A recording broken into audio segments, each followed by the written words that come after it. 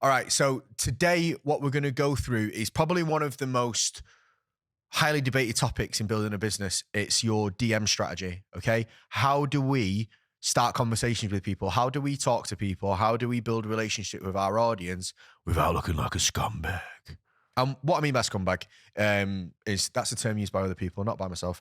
Just when it comes across a bit weird.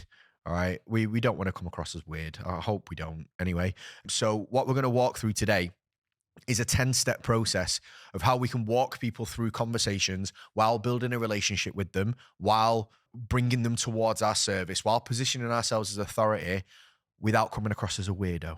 So I'll go through each step one by one. And then afterwards, what I'm going to do is I'm going to give you access to a video that our lead generation coach, Shannon, has done on this exact script. So it's a little bit more fleshed out and you'll have it in words. So you can actually have it in front of you to follow when you're having these conversations. So that will be really, really helpful for you. And it's something that we give our clients. It's one of the many scripts that we give our clients, but it'll be really useful for people just starting out to have one thing that they just go along with. All right. So make sure you stay to the end of the video. I'll tell you where you can get that and then we'll go from there.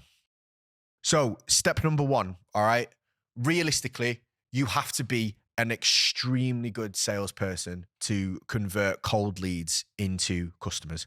It's a skill that people develop over time. I would recommend that you do not worry about that too much and you actually spend your time talking to leads that are warm.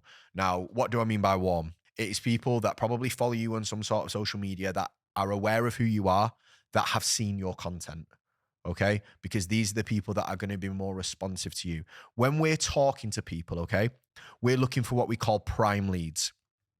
Prime leads, in my opinion, are somebody that is happy to have a conversation with you, happy to receive help, okay, isn't aggressive or blunt in any way, and actually, you know, is in some sort of position to take your help. Now, that doesn't mean you don't talk to people if they don't have the money to pay for you, but you will know that some people, when you message them, will be abrupt, they'll be short with you, they'll be almost borderline rude. And for those people, I found in my time of doing this, it's not even worth trying to turn the conversation around from that point.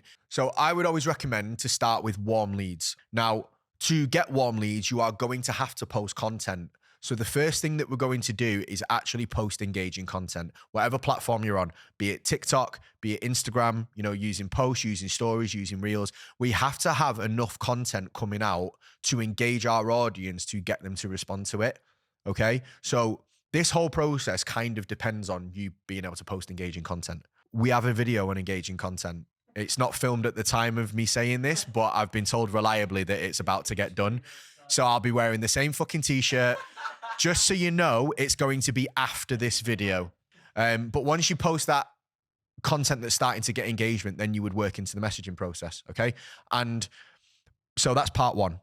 Part two is opening the conversation. Now, I would always start with something personal, but not weird. So this is where you're going to have to look at the person and look at yourself and think, how can I reliably open a conversation with this person where they don't think I'm a weirdo? Because if you're a 25-year-old lad and you're talking to 35-year-old mums as your clients and you go, hey, nice kids, how old are they? They're probably going to think you're a fucking nonce, realistically. So that might work if you're a female to another female, especially if you've got kids yourself, you'll be able to use that as an opener. But the opener needs to be relative to your relationship with your ideal client. Don't start talking about things just because you think it resonates with them, because coming from you, it might be a little bit weird. Things like places they've been on holiday, things like, comment on the profile picture, their bio, things that they're up to, other people that they follow that you also follow can also be a good way in. But I would always start with something personal.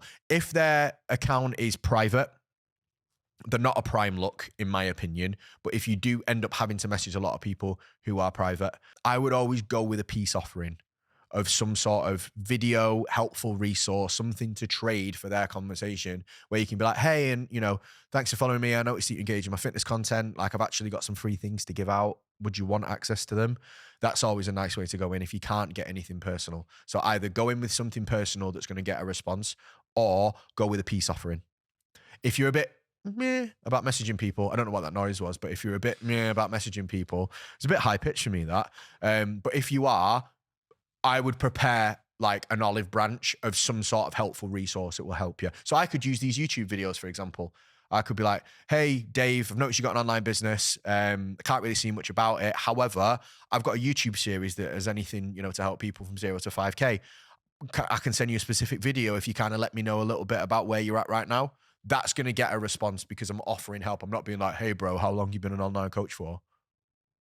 Because that's just not going to get a great response.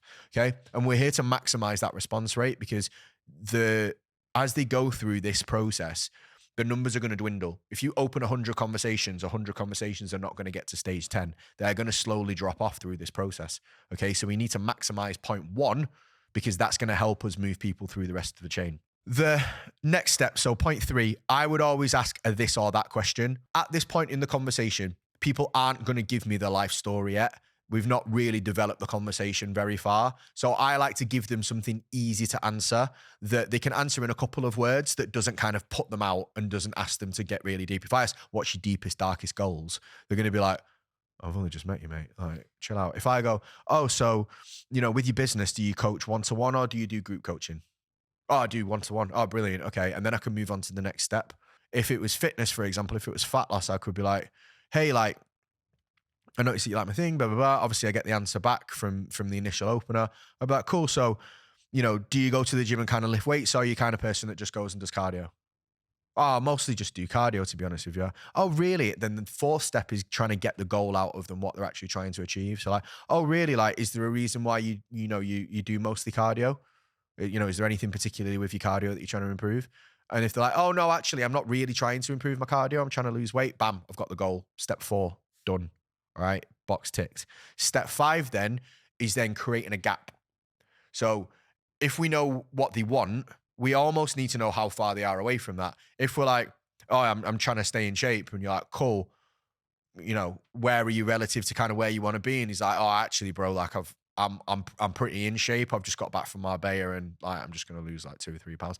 There's no gap. If there's no gap, there's no service that you can use to fill that gap.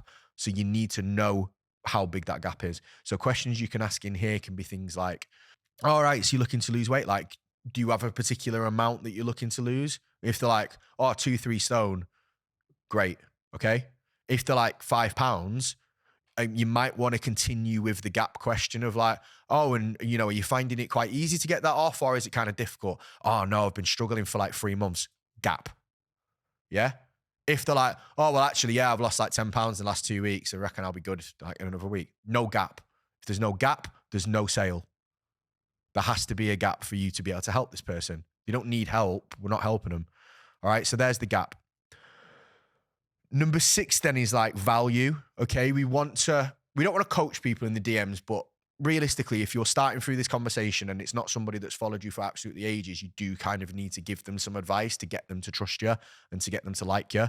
And I've heard different theories on this. A lot of people are like, don't coach at all, just go through the process.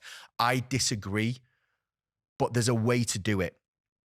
All right. So after I know what the gap question is, I'll be like, all right, so is there anything particularly that you'll struggle with to get there? Like, is there anything that's particularly making the process harder?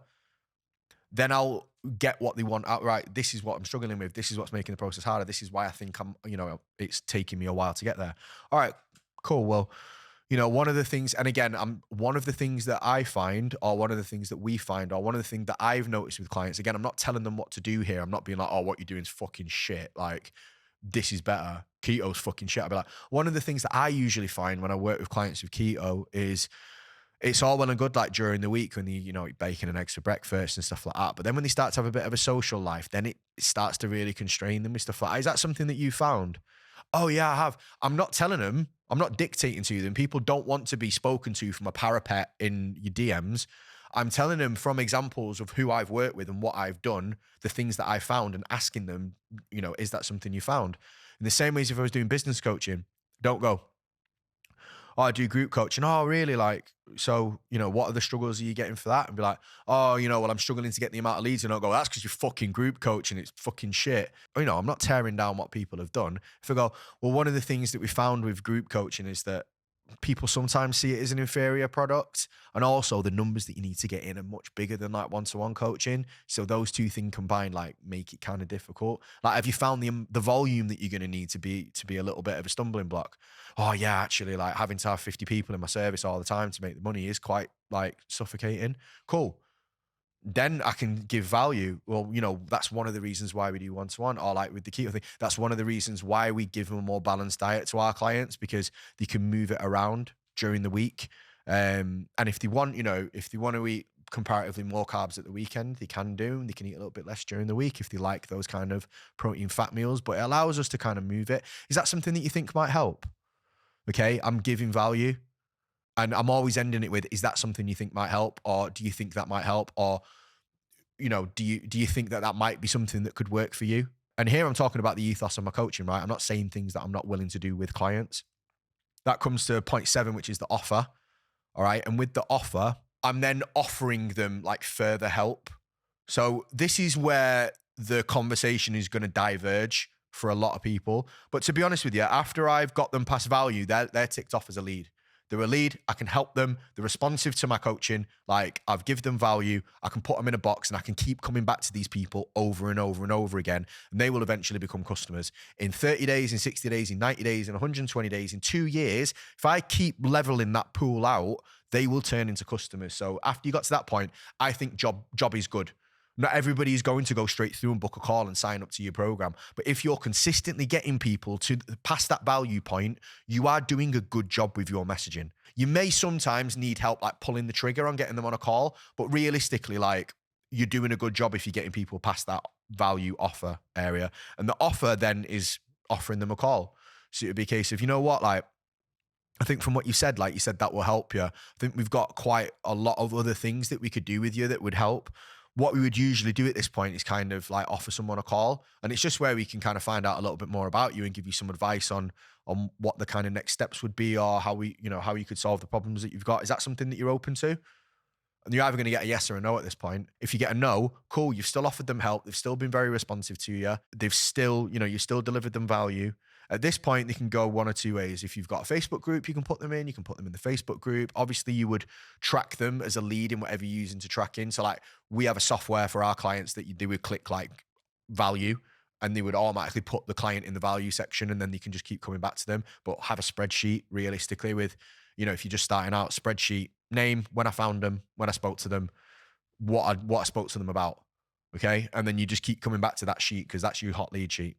If they say yes, brilliant, then I'll move on to the next step. If they say no, try and give them something else. Try and give them a resource. Try and get them in your Facebook group. Try and get them to some sort of the next stage, whatever you've got in your business. If you don't have that yet, that's fine. Just put them on a spreadsheet. Keep coming back to them every time you do a cool post, or you have a new resource, or you've done a new video that you think would be useful for them. Send it to them. Re-engage that conversation. After that, you want to confirm. Okay, so if they do accept the call, I'm going to be like, right.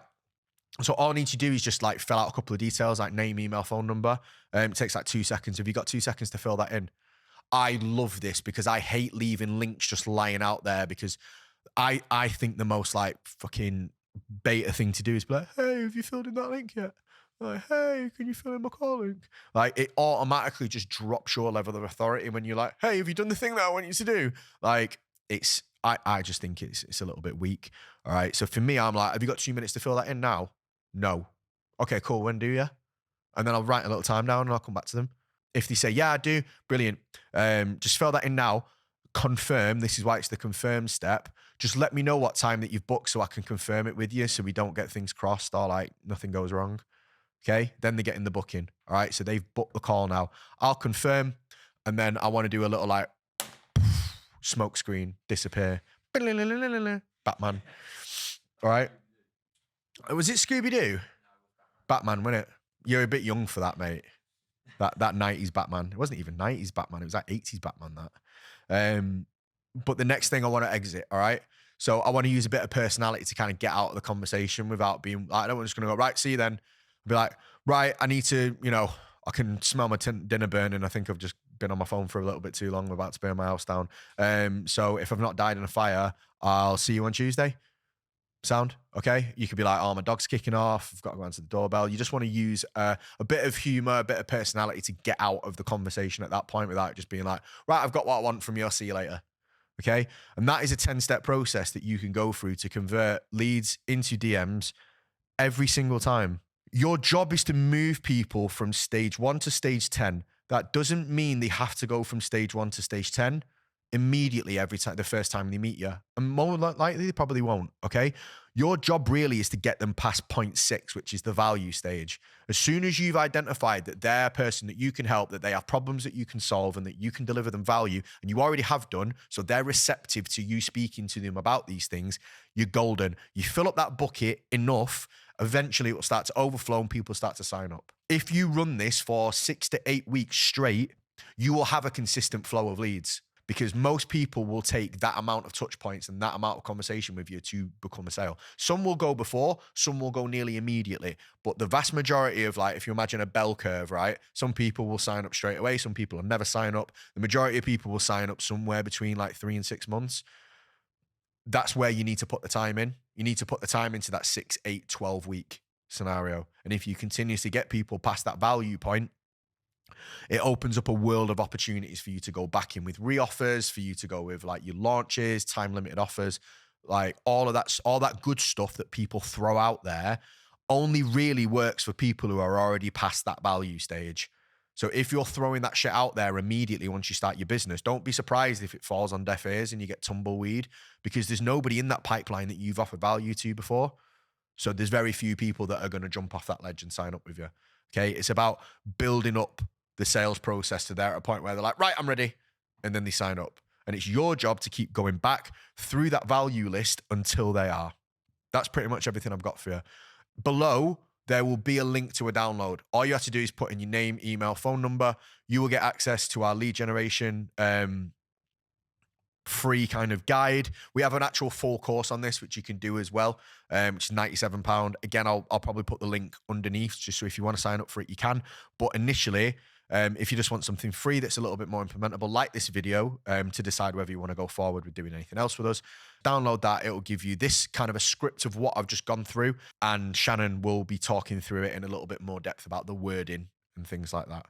Hope that was helpful for you. There's more videos coming in this kind of section. Like I said, the content one, which will be filming straight after this. So make sure, obviously it won't come out straight after this. It might come out around this time. So make sure that you hit the bell icon to notify yourself and subscribe to the channel so you actually get that when it comes out. And I'll see you next time.